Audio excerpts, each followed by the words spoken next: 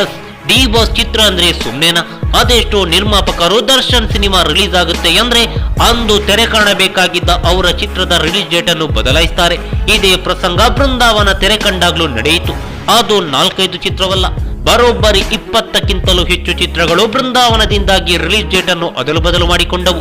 ಯಶ್ ಅಭಿನಯದ ರಾಜಾಹುಲಿ, ಗಣೇಶ್ ಅವರ ಸಕ್ಕರೆ, ಶೈಲೇಂದ್ರ ಬಾಬು ನಿರ್ಮಾಣದ ದಿಲ್ವಾಲಾ, ರಾಧಿಕಾ ಕುಮಾರಸ್ವಾಮಿ ನಟಿಸಿ ನಿರ್ಮಿಸಿರುವ ಸ್ವೀಟಿ ಸೇರಿದಂತೆ 20ಕ್ಕೂ ಹೆಚ್ಚು ಚಿತ್ರಗಳು ತನ್ನ ಬಿಡುಗಡೆಯ ದಿನಾಂಕವನ್ನು ಬೃಂದಾವನ ತೆರೆ ಕಾಣೋ ಹಿಂದಿನ ಹಾಗೆ ಮುಂದಿನ ವಾರ ತಿಂಗಳುಗಳಿಗೆ ಬದಲಾಯಿಸಿದ್ರು. ಅಚ್ಚರಿ ಅಂದ್ರೆ ಗುರುವಾರ ತೆರೆ ಕಂಡ ಬೃಂದಾವನದ ಮುಂದೆ ಆ ವಾರ ಯಾವ ಚಿತ್ರವೂ ತೆರೆ ಕಂಡಿರಲಿಲ್ಲ. ಇದರ ಮುಂದಿನ ವಾರ ಅಂದ್ರೆ ಅಕ್ಟೋಬರ್ 4ರಂದು ದಿಲ್ವಾಲಾ ಚಿತ್ರ ರಿಲೀಸ್ ಆಯಿತು. ಆ ವಾರವೂ ಒಂದೇ ಚಿತ್ರ ತೆರೆಗೆ ಅಪ್ಪಳಿಸಿತ್ತು. ಆ ಮಟ್ಟಕ್ಕೆ ಬೃಂದಾವನ ಬಣ್ಣದ ಲೋಕದಲ್ಲಿ ಹವ ಸೃಷ್ಟಿಸಿತ್ತು.